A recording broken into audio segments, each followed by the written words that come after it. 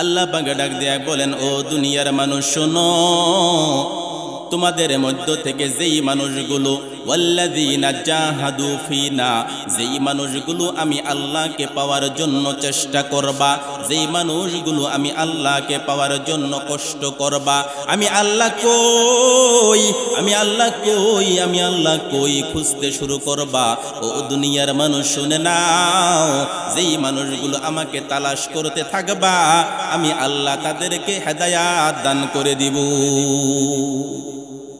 আল্লাহকে তালাশ করলে আল্লাহ পাক তাদেরকে হেদায়াত দান করে দিবেন।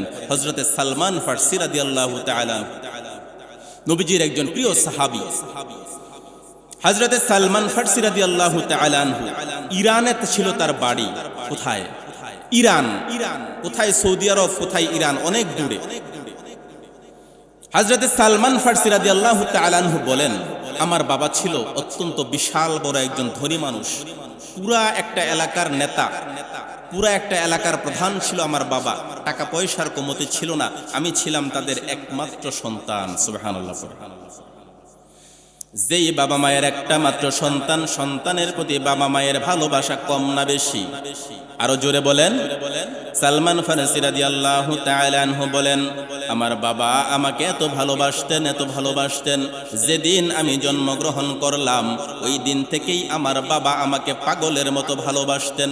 আস্তে আস্তে যখন বড় হইলাম, আমার বাবার ভালোবাসা আমার প্রতি আস্তে আস্তে বাড়তে শুরু করলো। একটা পর্যায়ে যাইয়া আমি যখন মোটামুটি 10 বছরের হয়ে গেলাম, ওই সময় আমার বাবা আমাকে বাড়ির বাইরে যাইতে দিত না। বাড়ির বাইরে যদি যাই হয়তো আমায় অ্যাক্সিডেন্ট করব, এই ভয়ে বাড়ির বাইরে যাইতে দিত না। বাড়ির ভিতরেই আমাকে বন্দি করে রাখতো। না না, কোনো অন্য কোনো কারণে না।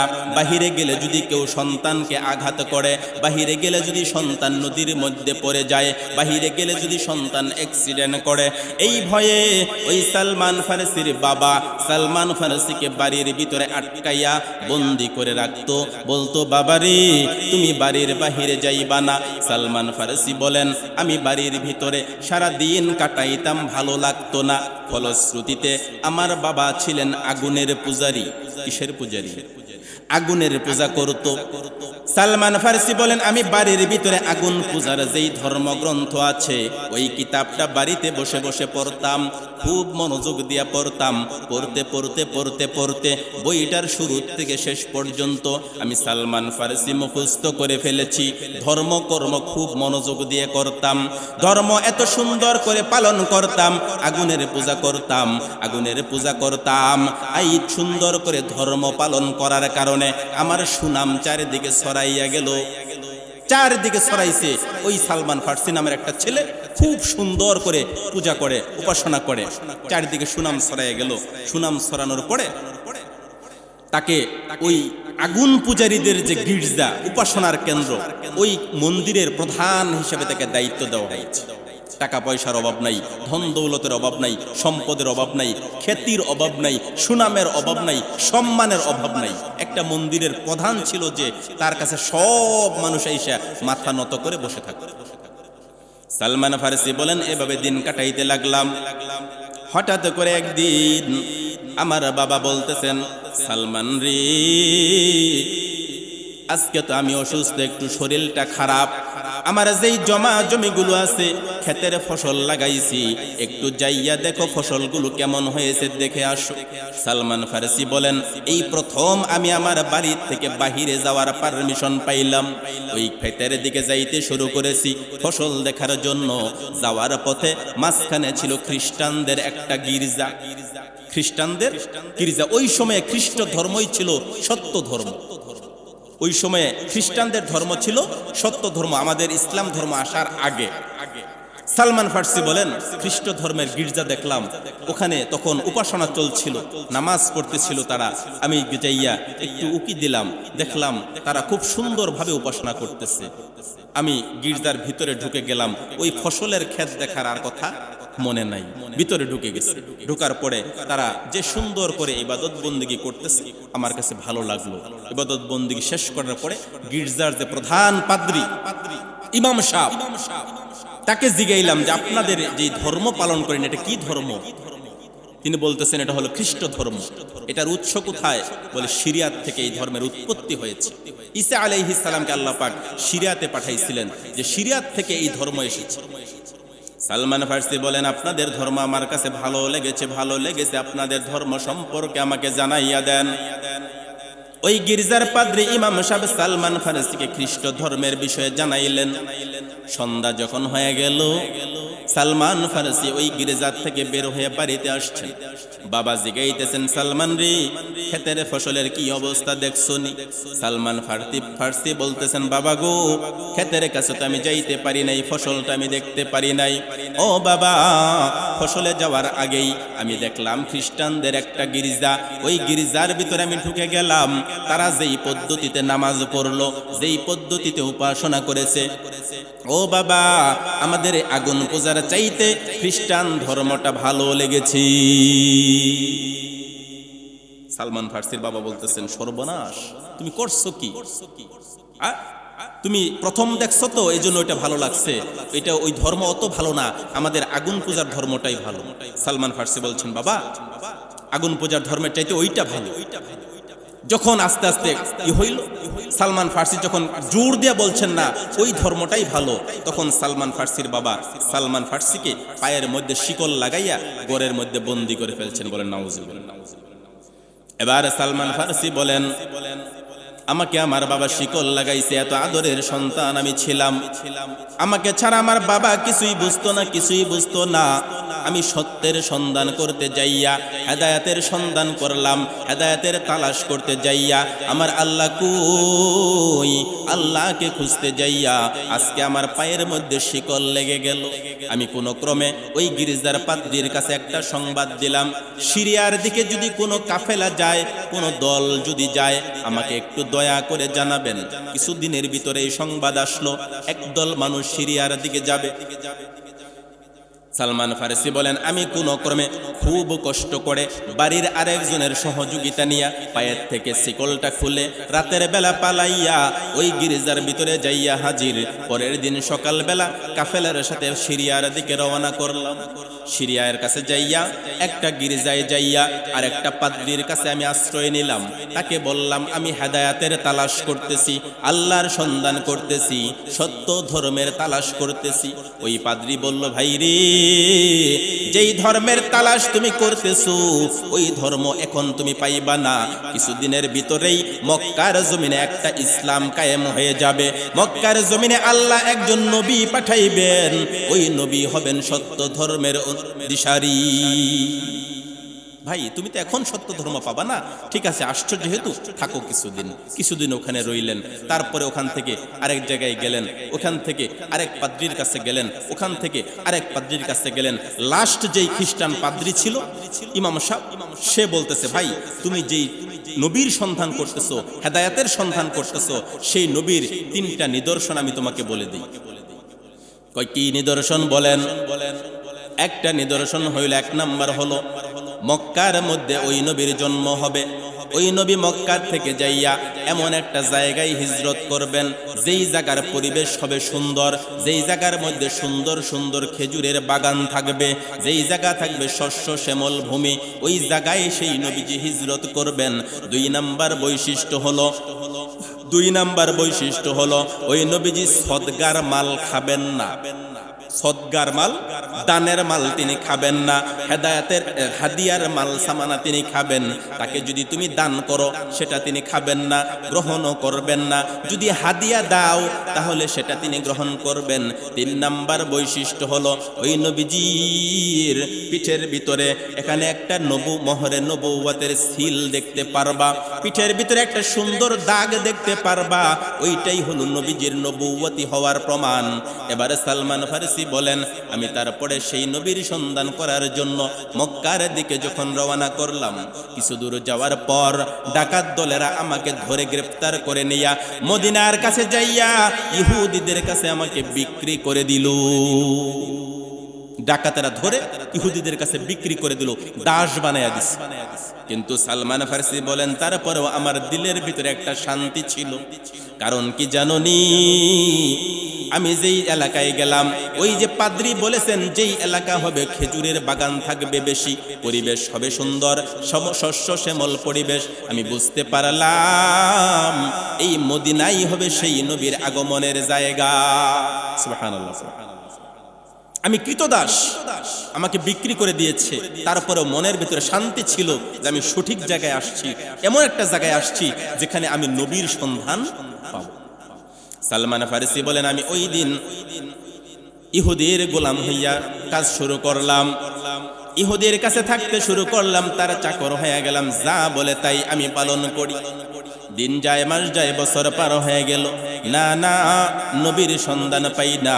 হঠাৎ করে একদিন শুনতে পাইলাম খেজুর গাছের উপরে যখন উঠছি, একটা মানুষ ডাক দিয়ে বলতেছে, ও মদিনার মানুষ, তোমরা কি জানোনি ওই মক্কার সেই নবীটা মদিনায় এসে হাজির হয়েছে, নিজেকে নবী বলে পরিচয় দেয়, নবী সেই নবী মদিনায় এসে হাজির হয়ে গেছে, হাজির হয়ে গেছি। সালমান ফারসি বলেন, খেজুর গাছের উপর থেকে যখন আমি শুনলাম সেই নবী মদিনায় চলে আসছেন, আমার হাতের ভিতরে কাঁপাকাঁপি শুরু হয়ে গেল, পা কাঁপতে ছিল, আনন্দে খুশিতে অবস্থা এমন হয়ে গেল যে আমি খেজুর গাছ থেকে মনে হয় পড়েই যাব। আস্তে আস্তে খেজুর গাছ থেকে নামার পরে আমি আমার মালিকরে জিগাইলাম, ওই লোকটা যেন কি বলছে, কোন নবী আসছে? মালিক আমাকে মুখের মধ্যে চরম একটা থাপ্পড় লাগায় বলছে, ওরে চাকর, ওই নবীর খবর তোর দরকার নাই, তুই তো চাকর, তুই চাকরের মতো থাকবি, তোর ওই খবরের কোনো দরকার নাই, সংবাদ দরকার নাই। সালমান ফারসি বলেন, এবার আমি মনটা খারাপ করে রাতের বেলা যখন আমার ডিউটি ছিল না, আমার কাছে জমানো কিছু খেজুর ছিল, ওই খেজুরগুলো নিয়া আমি আস্তে আস্তে করে নবীজির দরবারে যাইয়া হাজির হইলাম, নবীজির সামনে চুপচাপ বসে থাকলাম। কিছুক্ষণ পর খেজুরগুলো নবীজির সামনে দিয়া বললাম, নবী গো, আমি ছোট্ট মানুষ, আমি একজন কৃতদাস মানুষ, আমি কিছু খেজুর জমাইছি, সাদগা হিসাবে জমাইছি, আমি আপনাকে দান করে দিলাম, আমি আপনাকে দান করে দিলাম, আপনি খান। শর্ত কয়টা বলছিল মনে আছে? 3টা শর্ত। 1 নম্বর হচ্ছে দানের জিনিস নবীজি খাবেন না। সালমান ফারসি বলেন, আমি দেখলাম নবীজিকে দানের কথা বলে দিলাম, নবীজি গ্রহণ করে বললেন, ও সাহাবীরা তোমরা খাও। সব সাহাবী খেয়ে শেষ করে দিল, নবীজি একটা খেজুরও খাইলেন না। সালমান ফারসি বলেন, আমি বুঝতে পারলাম 1 নাম্বার প্রমাণ পেয়ে গেছি, 1 নাম্বার প্রমাণ পেয়ে গেলাম, এবার 2 নাম্বারটা যাচাই করা লাগবে। আমি কিছুক্ষণ বসে থেকে আবার বাড়িতে চলে গেলাম। কয়েকদিন পর আবার খেজুর জমাইয়া নবীজির কাছে এসে বললাম, নবী গো, ওই দিন আপনাকে দান করেছিলাম, আপনি খাইলেন না, আজকে আমি আপনার জন্য হাদিয়া দিলাম, আপনি এগুলো খান। সালমান ফারসি বলেন, নবীজি আমার হাদিয়া গ্রহণ করলেন, নিজেও খাইলেন, সাহাবীদেরকেও দিয়া দিলেন। সালমান ফারসি বলেন, আমি তো 2 নাম্বার প্রমাণও পেয়ে গেলাম, ঠিক কিনা? এবার 3 নাম্বার বাকি আছে। নবীজির পিঠের ভিতরে ঘাড়ের এখানে একটা চিহ্ন ছিল, মোহরে নবুয়ত, তিনি যে নবী এটা আল্লাহর পক্ষ থেকে একটা চিহ্ন দেওয়া ছিল, ওই চিহ্নটা না দেখা পর্যন্ত আমি তাকে নবী হিসাবে কেমনে মানবো? সালমান ফারসি বলেন, এমন সময় হঠাৎ করে আমাদের পাশের এলাকায় একটা মানুষ মারা গেল, একজন মুসলমান মারা গেল, নবীজি ওখানে জানাজা করার জন্য আসছেন। আমি যাইয়া সেই জানাজার মধ্যে হাজির হইলাম, কবর খনন চলতেছে, নবীজি তার পাশ দিয়ে ঘুরতেছেন, আমিও নবীজির পিছনে পিছনে ঘুরতেছি। নবীজি চাদর গায়ে দেওয়া, চাদর দিয়ে তার পিঠটা ঢাকা, নবীজি যেদিকে যায় আমিও তার পিছনে যাই, সামনে যাই না, ডানেও যাই না, বামেও যাই না, বারবার যখন পিছনে পিছনে থাকলাম, নবীজি ডাকে দিয়ে বুঝতে পারলেন আমি তার সেই চিহ্নটা দেখতে চাইতেছি। নবীজি বুঝতে পেরে ঘাড়ের উপর থেকে চাদরটা মাটির মধ্যে ফেলে দিছি। সালমান ফারসি বলেন, আমি দেখলাম নবীর পিঠের দিকে তাকাইয়া দেখি ওই পিঠের ভিতরে মোহরে নবুয়ত জল জল জল জল করে জ্বলতেছি। আমি বুঝতে পারলাম তিনি সত্য নবী। সঙ্গে সঙ্গে যাইয়া নবীজির হাতের মধ্যে চুমু দিয়া বললাম, নবী গো, আমি তো মুসলমান হতে চাই, মুসলমান হতে চাই। কান্না শুরু করে দিলাম। রহমতের নবী ডাকে দিয়ে বলেন, তুমি কে, কেন কাঁদো? কারণটা কি, কারণটা কি, কেন কাঁদো? সালমান ফারসি বলেন, ইয়া রাসূলুল্লাহ, আমার বাড়ি মদিনায় না, মদিনায় না, আমার বাড়ি হলো সেই ইরান। এত দূর থেকে নবী গো সত্যর তালাশ করতে যাইয়া, আপনার সঠিক ধর্মের সন্ধান করতে যাইয়া, ও নবী আমি আজকে মদিনায় কৃতদাস হিসেবে হাজির হয়েছি। নবী গো আমি মুসলমান হতে চাই। নবীজি আমাকে কালেমা পড়াইয়া মুসলমান বানাইয়া দিলে। ও ভাই, হেদায়েত আল্লাহ পাক বলছেন, ওয়াল্লাযীনা জাহাদু ফিনা লানাহদিয়ান্নাহুম সুবুলানা। যে ব্যক্তি, যারা আমাকে পাওয়ার জন্য চেষ্টা করে, কষ্ট করে, মুজাহাদা করে, আমি আল্লাহ তাদেরকে রাস্তা দেখাইয়া দিই। বলেন সুবহানাল্লাহ। ওই যে সালমান ফারসিকে যে ডাকাতেরা বিক্রি করে দিল মদিনায়, এটা ছিল আল্লাহ পাককে সে পাওয়ার চেষ্টা করেছে। যদিও এটা বন্দি জীবন ছিল, কিন্তু তার লক্ষ্য ছিল ঠিক, ঠিক কিনা? কালেমা পরে মুসলমান হয়েছেন, এরপরে ইহুদি তাকে আজাদ করে দেয় না, আজাদ করে দেয় না। নবীজি বললেন, ও সালমান, তুমি আর কতকাল গোলাম হয়ে থাকবা? তোমার মালিকের সাথে একটা চুক্তি করো, কি হইলে সে তোমাকে মুক্তি দিবে। সালমান ফারসি বলেন, আমার মালিকের সাথে আমি চুক্তি করলাম। চুক্তিতে সে বলল 300 খেজুর গাছের একটা বাগান লাগাইতে হবে। কয়শো? 300 খেজুর গাছের একটা বাগান, আর হচ্ছে 40 উকিয়া স্বর্ণ। 40 উকিয়া স্বর্ণ দিয়ে আমাকে মুক্ত হতে হবে, এই শর্ত দিল। সালমান ফারসি আসছেন, ইয়া রাসূলুল্লাহ, আমাকে শর্ত দিছে 300 খেজুরের বাগান লাগবে, গাছের বাগান লাগবে। নবীজি বললেন, ও সাহাবীরা, তোমরা তাকে কিছু কিছু সহযোগিতা করো। একজন সাহাবী দিলেন 20টা খেজুর গাছ, আরেকজন 50টা, আরেকজন 10টা, আরেকজন এক একজন দিলেন। 300 খেজুর গাছ পূর্ণ হয়ে গেল। নবীজি বললেন, যাও এবার একটা গর্ত করো, ইহুদি যে জায়গা দেখায় ওখানে গর্ত করো, আমি নবী সব গাছ লাগাই দেব। বলেন সুবহানাল্লাহ। নবীজির বরকতময় হাতে সব গাছগুলো লাগাইলেন। 300 চারা লাগাইছেন, একটা চারাও মরে নাই। ওই 300 খেজুর গাছের মধ্যে যেই খেজুরগুলো হয়, সেই খেজুরগুলোর দাম বর্তমানে সবচাইতে বেশি। সুবহানাল্লাহ। আজওয়া খেজুর 1200 টাকা, 1300 টাকা, 1400 টাকা কেজি বিক্রি। ওই খেজুর গাছ লাগাইয়া আর 40 উকিয়া স্বর্ণ দিয়া সালমান ফারসি রাদিয়াল্লাহু তাআলা আনহু তিনি মুক্ত হয়ে গেলেন। হেদায়েতের সন্ধান যারা করে তাদেরকে পথ দেখান কে? আল্লাহ। শুধু সালমান ফারসি না, শুধু সালমান ফারসি না, আমাদের পার্শ্ববর্তী রাষ্ট্র হলো ভারত। ইন্ডিয়ার মধ্যে, ইন্ডিয়ার উত্তর বৃন্দাবন নামের যেই একটা এলাকা, ওই এলাকার মধ্যে ছিলেন একজন জ্ঞানী মানুষ, যার নাম হলো ডক্টর শিব শক্তি স্বরূপজি মহারাজ ধর্মাচার্য। মহারাজ ধর্মাচার্য শ্রী ডক্টর শিব শক্তি স্বরূপজি সাধারণ কোন মানুষ না রে বাবা। নামটা শুনে হয়তো মনে হতে পারে এত কঠিন না, ঠিক নেই, হিন্দু নাম তো তখন। ডক্টর শিব শক্তি স্বরূপজি মহারাজ উদাসীন ধর্মাচার্য, যার নাম 1986 সালে যিনি ইসলাম গ্রহণ করেছেন। কিভাবে? এমন জ্ঞানী ব্যক্তি, ভারতের উত্তরপ্রদেশের বৃন্দাবনে ছিল, তার বাবা ছিল পুরা একটা মন্দিরের পুরোহিত, যার সম্মানের কোনো ঘাটতি ছিল না। 300 একর জমি এই মন্দিরের অধীনে ছিল, সমস্ত ফসল ওই মন্দিরের যে ইমাম সাহেব ছিল সে পাইত। কম না বেশি? কোনো অভাব ছিল না। এই ডক্টর শিব শক্তি স্বরূপজি তিনি বিশ্বের 10টা ধর্মগ্রন্থ নিয়ে পড়াশোনা করছেন।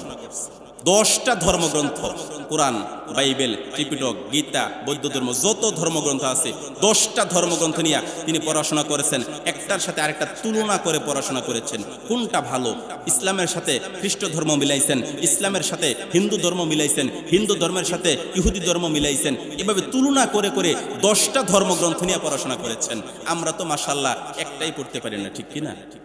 একটাই পড়তে পারি না। ও ভাই, হেদায়েত তালাশ করবেন কই?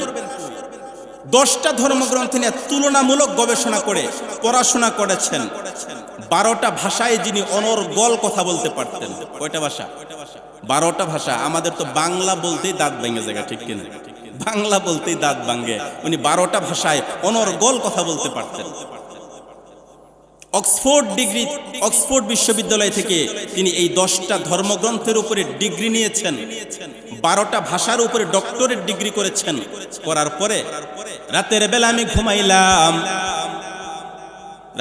ঘুমাইলাম, ঘুমের মধ্যে স্বপ্নে দেখি দেখতে পাইলাম কিছু মানুষ আমাকে দৌড়ানি দিয়েছে, দৌড়াইতেছে, আমি সামনে দৌড়াইলাম। আমি যখন থেমে যাই মানুষগুলোও থেমে যায়, আমি যখন দৌড় শুরু করি মানুষগুলোও দৌড়ায়। কিছু দূর যাইয়া একটা খামের সাথে বাড়ি খাইয়া আমি ডক্টর শিবশক্তি মাটির মধ্যে পড়ে গেলাম। মানুষগুলো পিছন থেকে থেমে গেল। হঠাৎ করে তাকাইয়া দেখি দুইজন মানুষ আমার সামনে হাজির। একজন মানুষ আমাকে পড়ে যাওয়া হাত ধরে টাইনা উঠাইয়া ডাক দিয়ে বলতেছে, শিবশক্তি রে, তুমি আর কতদিন এমন করে থাকবা? ও শিবশক্তি, তুমি কালেমা পড়ে মুসলমান হয়ে যাও। আমি ডক্টর শিবশক্তি স্বরূপজি আর একজনকে জিগাইলাম, তিনি কে? এত সুন্দর চেহারা, নুরানি উজালার চেহারার মানুষটা আমি দেখি নাই। ওই লোকটা পরিচয় দিয়ে বলতেছে, ও ডক্টর, এই মানুষটা হইলেন রহমাতুল্লিল আলামিন। নবীজিকে স্বপ্নে দেখে স্বপ্নের ভিতরে কালেমা পড়ে হিন্দুর বাচ্চাকে মুসলমান বানায়া দিচ্ছেন। আমরা ইমানের দাবি করি মিয়া, আজ পর্যন্ত কয়বার দেখছেন? কয়বার দেখছেন? ও ভাই, কিসের ইমানের দাবি করি? হিন্দুর ছেলেকে নবীজি কালেমা পড়ে মুসলমান বানাই, স্বপ্নের ভিতরে। 1984 সালের ঘটনা। আমরা ইমানের দাবি করি। বড় বড় মুফতি, বড় বড় মুহাদ্দিস, বড় বড় পাগড়িওয়ালা, বড় বড় জুব্বাওয়ালা, আবার যারা সাধারণ মানুষ আছে এরাও কয় হুজুর করছে, আমরাও ভালো আছি। কই নাই? কই নবীজির সাথে তো কানেকশন নাই ভাই, নবীজির সাথে তো যোগাযোগ নাই। কি করলাম ভাই জীবনে? হেদায়েত কই? এবার ডক্টর শিবশক্তি স্বরূপজি বলেন, নবীজির নাম শোনার সঙ্গে সঙ্গে আমার শরীরের ভিতরে কাঁপুনি শুরু হয়ে গেল। নবীজির চেহারা মুবারক দেখি আমি থাকতে পারলাম না, চোখ দিয়ে পানি বের হয়ে গেল। নবীজির হাত মুবারকের মধ্যে হাত রেখে আমি পড়ে নিলাম, লা ইলাহা ইল্লাল্লাহু মুহাম্মাদুর রাসূলুল্লাহ সাল্লাল্লাহু আলাইহি ওয়াসাল্লাম। সকালবেলা ঘুম থেকে জেগে রাতের বেলায় ঘুম থেকে জেগে উঠলাম, দেখি ঘড়ির মধ্যে তাকাইয়া দেখি রাত্র 3টা বাজে। সকালবেলা বিবি ছিল, বিবির কাছে যাইয়া বললাম, বিবি রে, আর বুঝি এই পুরোহিত থাকা যাবে না, এত জায়গা জমির মালিকানা বুঝি আর থাকবে না। বিবি ডাকে দিয়া কয়, ঘটনা কি? কয়, রাত্রে একটা ঘটনা ঘটে গেছে। কয়, আমারও। সুবহানাল্লাহ পড়ে। স্বামী বলতেছে রাত্রে একটা ঘটনা ঘটছে। বিবি কয়, আমারও। কয়, তুমি কি করছো? কয়, তুমি কি দেখছো? কয়, আমি দেখলাম ওই মদিনার কামলিওয়ালা নবী রহমাতুল্লিল আলামিন নবী আমাকে কালেমা পড়ে মুসলমান বানায় দিছে। বিবি ডাক দিয়ে কই, স্বামী, মদিনার কামলিওয়ালা নবী রহমাতুল্লিল আলামিন নবী শুধু তোমার কাছে আসে নাই রে, আমি বিবির কাছেও নবীজি এসে হাজির হয়েছে, আমাকেও নবী কালেমা পড়াইয়া মুসলমান বানাইছি। এবার তারা গেল, মেয়ে ছিল একটা, মেয়ের কাছে যাইয়া হাজির ডাক দেয়া কয়, মেয়ে, আমরা একটা অন্য সিদ্ধান্ত নিয়েছি, এতদিন যেমনে চললাম তেমনে চলা যাবে না। মেয়ে ডাক দিয়ে কয়, বাবা গো, তোমরা কেমনে চলবা জানি না, জানি না, আমি ইসলাম ছাড়া আমি চলতে পারবো না। কয়, কারণ কি? ইসলাম গ্রহণ করবো। কয়, বাবা, আজকে রাতের ভিতরে মদিনার নবী কামলিওয়ালা নবী রহমাতুল্লিল আলামিন নবী আমাকে স্বপ্নের ভিতরে কালেমা পড়াইয়া দিছে। আমার ভাইয়েরা, 3 জন মানুষকে এক রাতের ভিতরে নবীজি কালেমা পড়াইয়া মুসলমান বানাইয়া দিচ্ছেন। মুসলমান হওয়ার পর তার নাম হয়ে গেল ডক্টর ইসলামুল হক। ডক্টর শিবশক্তি স্বরূপজিৎ থেকে ডক্টর ইসলামুল হক নাম হয়ে গেল ইসলামুল হক। তিনি বলেন 84 সালে এই ঘটনা ঘটল। তাৎক্ষণিকভাবে ইসলাম প্রচারের ঘোষণা আমরা দিতে পারি নাই, কিন্তু গোপনে গোপনে আমরা নামাজ পড়তেছিলাম। 1986 সালে যাইয়া আমরা সংবাদ সম্মেলন করে ইসলাম প্রচারের ঘোষণা দিয়ে দিচ্ছি। আমার ভাইয়ের, আল্লাহ বলেছেন, ওয়াল্লাযীনা জাহাদু ফীনা লানাহদিয়ান্নাহুম সুবুলানা। যেই মানুষটা আল্লাহ রাব্বুল আলামিনকে পাওয়ার জন্য চেষ্টা করবে, পথ দেখাইবেন কে? আরো জোরে বলুন কে? আল্লাহকে পাওয়ার জন্য রে বাবা তুমি চেষ্টা করো, আল্লাহ তোমার রাস্তা তোমার জন্য খুলে দিবেন। এবার প্রশ্ন হলো, আল্লাহ তাহলে হেদায়াত দেন যাদেরকে চেষ্টা করে তাদেরকে হেদায়াত দেন, তাহলে হেদায়াত কাদেরকে দেন না? আল্লাহ কোরআনুল কারীমের মধ্যে জানাইলেন, ওয়াল্লাহু লা ইয়াহদিল কওমাল কাফিরিন। আল্লাহ পাক বলছেন, ও দুনিয়ার মানুষ শোনো, আমি কাফেরদেরকে হেদায়াত দেই না। যারা কাফের তাদেরকে হেদায়াত দেই না। একটু জিকির করেন, লা ইলাহা লা ইলাহা লা ইলাহা ইল্লাল্লাহ লা ইলাহা।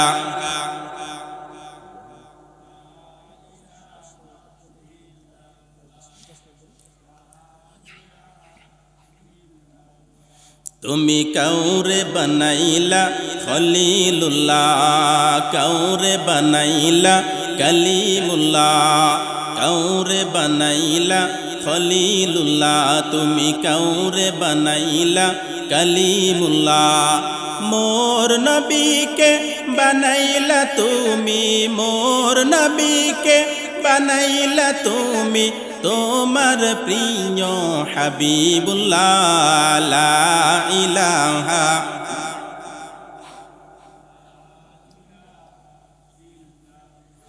লা ইলাহা ইল্লাল্লাহ মুহাম্মাদুর রাসূলুল্লাহ সাল্লাল্লাহু আলাইহি ওয়াসাল্লাম।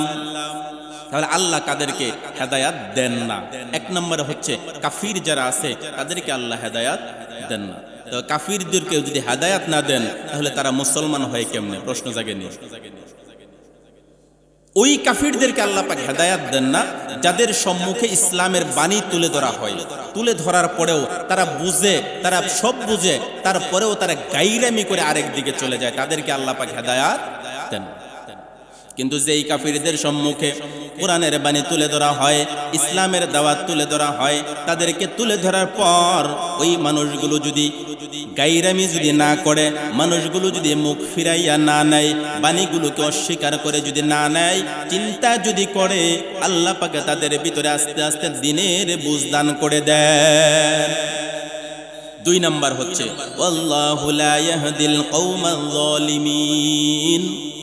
দুই নম্বরে হলো জালেমদেরকে আল্লাহ পাক হেদায়াত দেন না। যেই মানুষগুলো জুলুম করবে, মানুষের উপরে জুলুম করবে, নিজের উপরে জুলুম করবে, নফসের উপরে জুলুম করবে, জনগণের উপরে জুলুম করবে, এলাকাবাসীর উপরে জুলুম করবে, মুসল্লির উপরে জুলুম করবে, ওই মানুষগুলোকে আল্লাহ পাক হেদায়াত দান করেন না। যদিও তারা মনে করে আমরা হেদায়াতের উপরে আছি, আমরা সঠিক পথে আছি, না না, ওই মানুষগুলো সঠিক পথে নাই। যেই মানুষগুলো জুলুম অত্যাচার করে, ওই মানুষগুলোকে আল্লাহ হেদায়াত দান করেন না। তিন নাম্বার হলো আল্লাহু লা ইয়াহদিল কওমাল ফাসিকিন।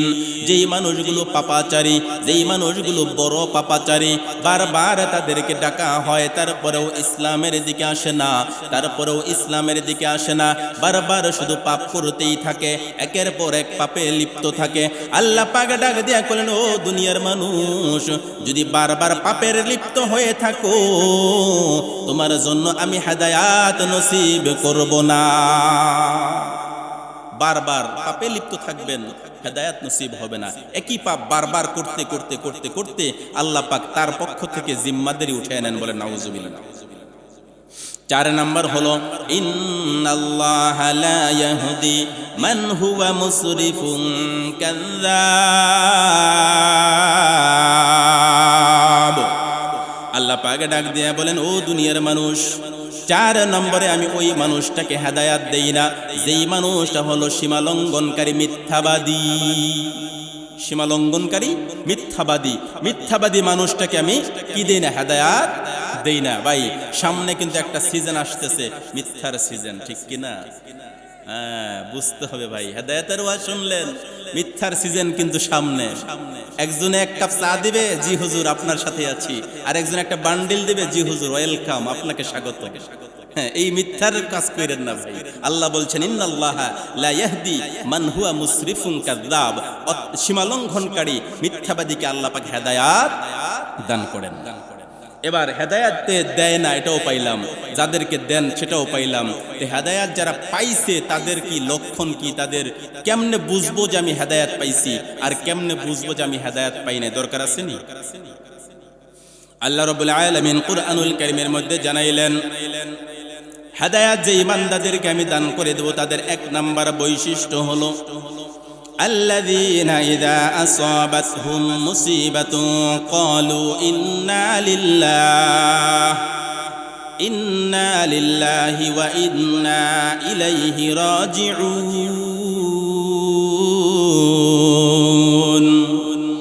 আল্লাহ পাক ডাক দিয়া বলেন যেই মানুষগুলোর উপরে বিপদ মুসিবত আসে, বিপদ আসার পরে তারা বলে ইন্না লিল্লাহি, নিশ্চয়ই এটা আল্লাহ পাকের পক্ষ থেকে এসেছে, আমরাও আল্লাহ পাকের দিকে ফিরে যাইব, ঠিক কিনা?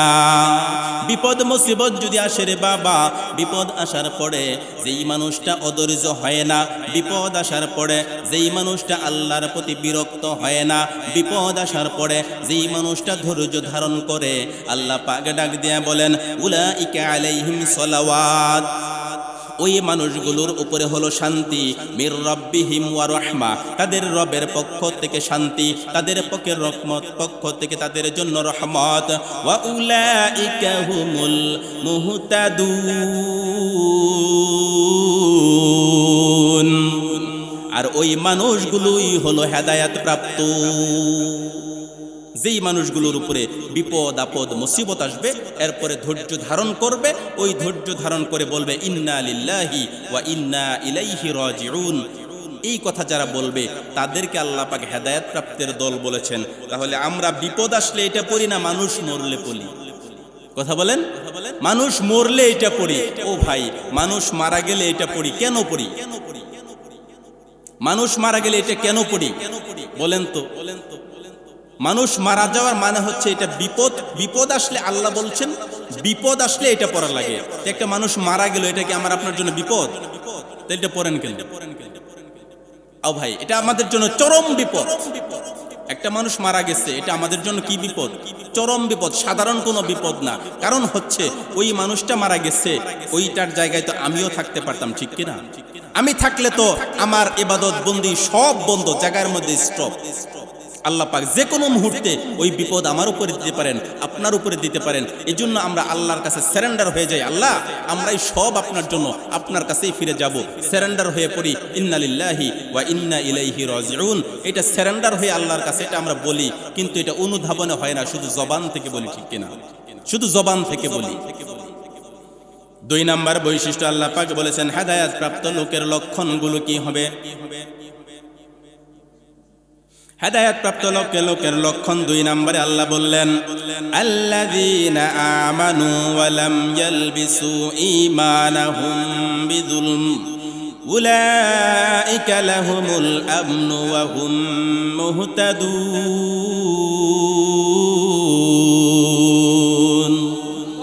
আল্লাহ পাক ডাক দিয়ে বলেন, ও দুনিয়ার মানুষ শোনো, আমি যেই মানুষগুলোকে হেদায়াত দান করে দেই তাদের বৈশিষ্ট্য কি?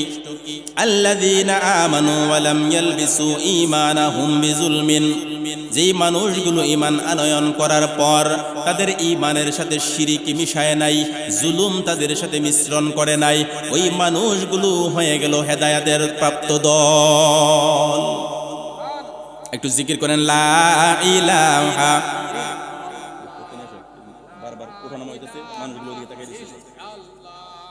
লা ইলাহা ইল্লাল্লাহ, লা ইলাহা,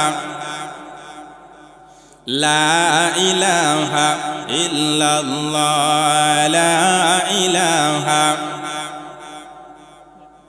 লা ইলাহা ইল্লাল্লাহ মুহাম্মাদুর রাসূলুল্লাহ সাল্লাল্লাহু আলাইহি ওয়াসাল্লাম।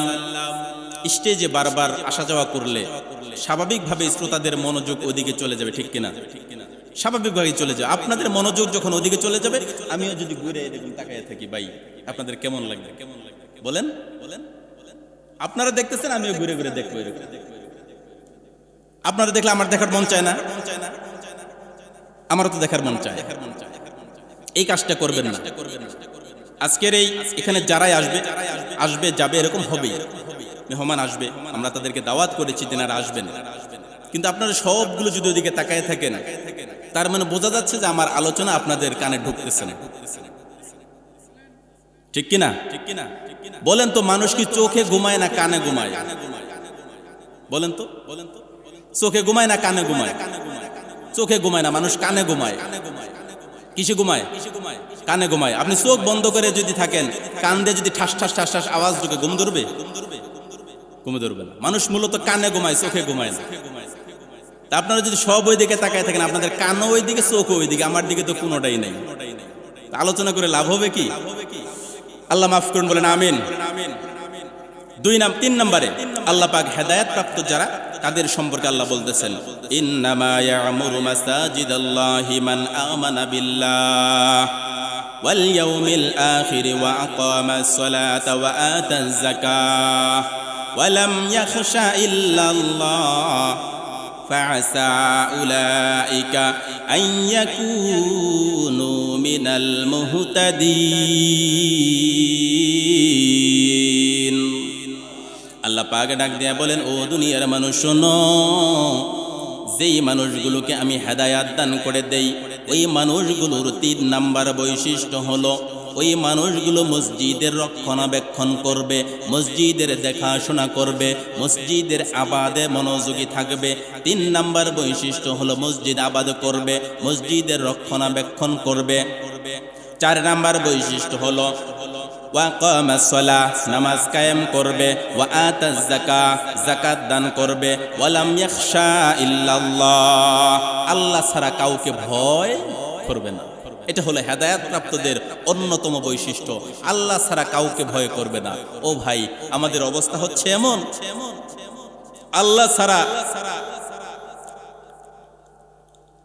আমরা কাকে ভয় করি? আর এখন যদি এখানে র্যাবের গাড়ি এসে একটা ফু মারে, জোরে একটা ফু দেয়া যদি বলে এখানে কিসের মাহফিল, অনুমতি আসেনি, বলতে পারেনি। যদি শুধু বলে একটা ফু দেয়, আল্লাহর রহমত, দূর বেড়া বাইঙ্গা দৌড় দিবেন, দিবেন কি দিবেন না? ও ভাই, আল্লাহ বলছেন আল্লাহ ছাড়া কাউকে ভয় করা যাবে না। এই মজলিসের মধ্যে আমরা আসছি, কোরআনের মজলিসে আসছি, এখানে এসে যদি আমরা আল্লাহ ছাড়া অন্য কাউকে ভয় করতে পারবো? জীবনের কোনো ক্ষেত্রে ভয় করা যাবে না। এটা হচ্ছে হেদায়েত প্রাপ্তদের অন্যতম একটা বৈশিষ্ট্য। তাদেরকে আমরা আল্লাহকে ভয় করব, শুধু মসজিদ আবাদ করবে, নামাজ পড়বে, রোজা রাখবে। এলা হলো হেদায়েত প্রাপ্তদের বৈশিষ্ট্য। দুঃখ বিপদ আপদ মুসিবত চাপলে পড়ে আল্লাহর উপরেই ভরসা করবে, জুলুম করবে না, শিরিক করবে না। বলেন ঠিক কিনা?